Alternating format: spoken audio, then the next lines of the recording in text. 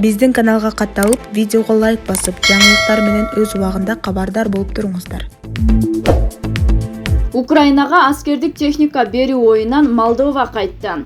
Молдова парламентинин төрагасы Игорь Гройсу жогорку Раданын спикери Руслан Стефанчуктун Украинага аскердик жардам берүү боюнча өтүнүчүнөн баш тартты.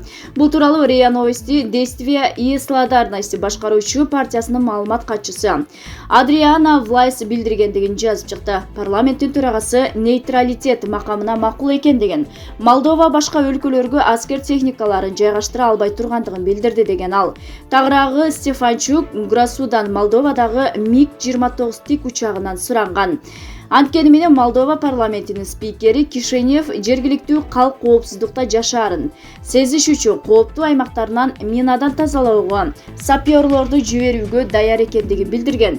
Жогорку Раданын төрагасы кесиптеши менен аскердик жардамга талкуулагандыгын айткан. Эске салсак, Орусия Украинага каршы согушту 24 февралда баштаган.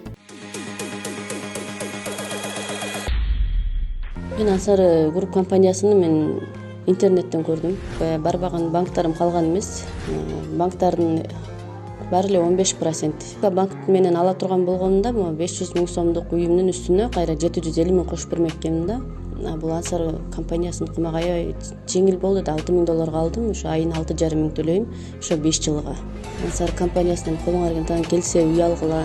Аябай жакшы мүмкүнчүлүк. Бул дагы болсо 4% менен эч кайсы банктан ала албайсыңар. Ошо пайызсыз аласыңар компаниядан үй алсаңар Ансардан. Мисалы банктардан алсаңар процентин кошо төлөйсүңөр.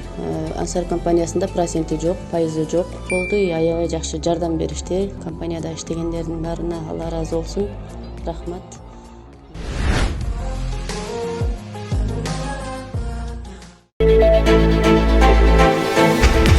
Путиндин согуш маалындагы жарлыктарынын жарымынан көбү жашыруун болууда. Украинада согуш башталгандан бери Орусиянын президенти Владимир Путин купуя кол койгон жарлыктардын саны акыркы 20 жылдан берки рекорддук көрсөткүчкө жетти. Бул тууралуу Медиа Зона басылмасы укуктук актылар жана документтердин катар сандары жазылган порталдагы маалыматтарга шилтеме кылып кабарлады. Басылманын маалыматына караганда, мартта Путиндин жарлыктарынын 54%, апрелде 49% жашыруун болгон. Бул көрсөткүч 2002 жылы декабрда гана жогорку чекке жеткен.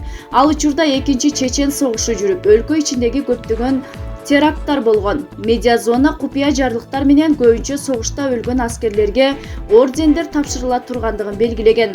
Басылма Украина аймагында каза болгон орус жоокерлери тууралуу шаардык жана айылдык акимчиликтердин маалыматтарын изилдеп чыгып, бери дегенде эле мындай 600 орден тапшырылгандыгын билдирди.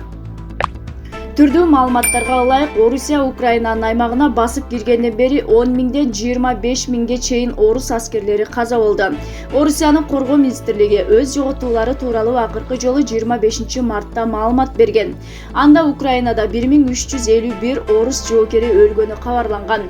Эске салсак, Орусия Украинага каршы согушту 24 февралда баштаган. Булак Назар Ньюс. Мексика президенти Украинадагы согушту каржылап жаткан Байден борбор Америкага да бир тыйын.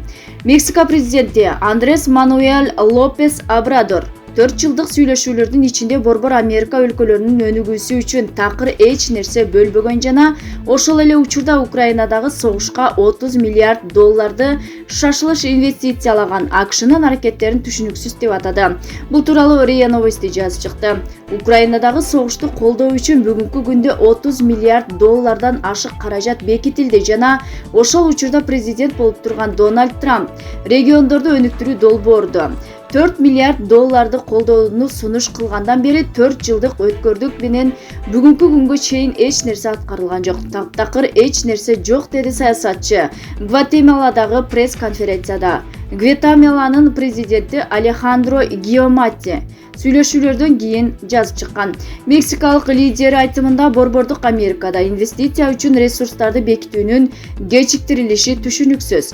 Мен муну чын дилимден айтып жатам. Вашингтондо Капитолий Хилледе борбордук Америка өлкөлөрүнүн жыргалчылыгы инвестициялоо үчүн сунушталган $4 миллиард жактыруу ушунчалык узакка созулганы президент Байден жана вице-премьер-министр Камала Харрис муну колдонгонуна карабай чечилбей жатканы мага түшүнүксүз, деди Лопес Обрадор. Ал кошумчалаганда идеологиялык айырмачылыктарга карабастан бүтүндөй Америка континенти эч кандай өзгөчөлүктөрсүз экономикалык жана соода интригесине багыт алышы керек. Эске салсак, Орусия Украинага каршы согушту 24 февралда баштаган. Путин анын максаты 8 жылдан бери Киев режиминин басмырлоосуна, геноцидине кабылып келгендерди коргоо жана бул үчүн Украинаны демилитаризация жана денафикация жасап жана Донбасстагы жай жашоочулардын канына забын болгондурду аскер сотуна берип жоопкерчиликке тартуу пландалып жатат деп айткан. Булак Назар Ньюс. Гутерриш Орусия менен Беларустун жер семирткичин рынокко кайтарууну чакырды.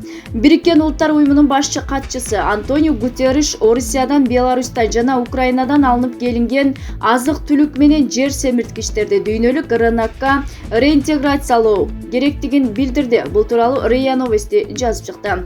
Азык-түлүк коопсуздугу боюнча глобалдуу көйгөйдү чечүүнүн олуттуу жолу Украинанын айыл чарба өндүрүшүн жана Орусия менен Беларустун тамак-аш азыктарын жер семирткичин дүйнөлүк рынокко реинтеграциялоону талап кылат, деди Гутерриш Бириккен Улуттар уюмунун Коопсуздук кеңешинин жыйынында. Эске салсак, Орусия Украинага каршы согушту 24 февралда баштаган. Путин анын максаты 8 жылдан бери Киев режиминин басмырлоосуна, геноцидине кабылып келгендерди коргоо жана бул үчүн Украинаны демилитаризация жана денафикация жасап жана Донбасстагы жай жашоочулардын канына забын болгондурду аскер сотуна бери жоопкерчиликке тартуу пландалып жатканын айткан. Орусиянын куралдуу күчтөрү аскерий соккулары Украинанын аскердик инфраструктурасы менен күч түзүмдөрүнө уруп жаткандыгын, жай жарандарга багытталбагандыгын түшүндүрүп келет. Лукашенко батыш Украинаны Польшадан коргоого убада берди. Польша жана башка Европа өлкөлөрү Украинаны акырындык менен бөлүп салуу саясатын уланта берсе, анын чек арасын орустар, беларустар жана украиндер биргелешип коргоого аргасыз болот. Бул тууралуу Беларустун президенти Александр Лукашенко билдирди. Анын сөздөрү жазылган жазууну Пол 1 телеграм-каналы жарыялады. Саясатчынын айтымында, айрым польшалык саясатчылар эмитен эле кылычтарын курчутушуп, батыш Украинаны өз өлкөсүнүн бир бөлүгү катары көрөт. Ал узак мөөнөттүү келечекте бул жерлер үчүн Москва, Киев жана Минск согушушу мүмкүн деп болжолдогон. Булак Назар Ньюс.